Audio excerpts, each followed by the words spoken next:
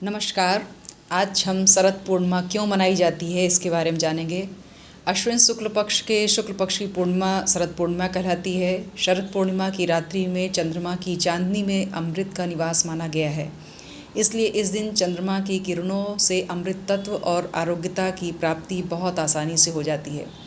शरद पूर्णिमा के दिन प्रातःकाल भगवान का पूजन करना चाहिए। अर्धरात्रि के समय गाय के दूध से बनी खीर का भगवान को भोग लगाना चाहिए। खीर को किसी पात्र में रखकर रात में चंद्रमा की चांदनी में रखा जाता है। रात्रि के समय चंद्रमा की किरणें अमृत की वर्षा करती हैं। चंद्रमा की रोशनी में रखी गई खीर औषधि बन जाती है, क्योंकि इसके पहले अनेक प्रकार की बीमारियों का प्रकोप रहता है। कार्तिक मास में शुरू होते ही बीमारियां रोगनाशक माना गया है, जिससे आरोग्यता के साथ साथ सुख समृद्धि की प्राप्ति होती है, मानसिक स्थिति अच्छी होती है। अश्विन शुक्ल पूर्णिमा के दिन भगवान श्री कृष्ण ने रासलीला की थी, इसलिए व्रज में इस पर्व को विशेष उत्साह के साथ मनाया जाता है।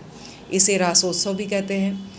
अश्विन मास की पूर्णिमा को कोजागरी पूर्णिमा व्रत भी कहते हैं। मान्यता के अनुसार शरद पूर्णिमा के दिन माता लक्ष्मी की उत्पत्ति हुई है, ऐसा माना जाता है।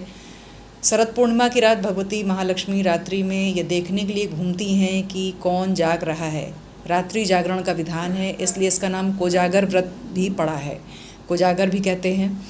शरद पूर्णिमा के दिन यथासंभव देव मंदिर, देव वृक्ष के पास दीप जलाना चाहिए, जिससे माँ लक्ष्मी प्रसन्न होती हैं। इसी के बाद से कार्तिक महीने की शुरुआत होती है और दीपदान शुरू हो जाता है। धन संबंधी समस्याओं से छुटकारा पाने के लिए इस दिन श्री सूक्तम, लक्ष्मी स्त्रोत का पाठ ब्राह्मणों के द्वारा कराकर हवन करना चाहिए, या स्वयं भी सुबह शाम पाठ कर लेना चाहिए। कोजागर व्रत से संबंधित एक कथा प्रचलित है। मगध देश में एक अयाचक वृत्ति नाम का ब्राह्मण था।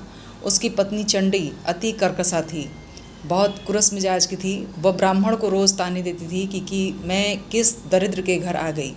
हमेशा पति की निंदा किया करती थी। पति के विपरीत आचरण करना ही उसका कर्म था, और उसकी इस आदत से वो ब्राह्मण अत्यंत दुखी था। वो अपने पति को चोरी करने के लिए उकसाती थी।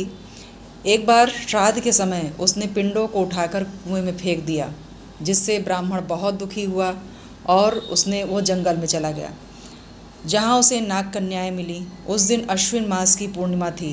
नाग कन्याओं ने ब्राह्मण को रात्रि जागरण करके लक्ष्मी जी को प्रसन्न करने वाला कोजागर व्रत करने को कहा।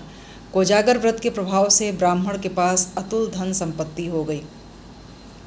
भगवती लक्ष्मी की कृपा से उसकी पत्नी चंडी का स्वभाव भी एकदम निर्मल हो गया, शांत स्वभाव की हो गई, और वे दंपति सुखपूर्वक रहने लगे। देवी लक्ष्मी धन संपदा, सुख समृद्धि देने वाली देवी हैं। सुख संपन्नता समृद्धि की प्राप्ति के लिए शरद पूर्णिमा के दिन लक्ष्मी पूजा का विधान है। हर हर महादेव।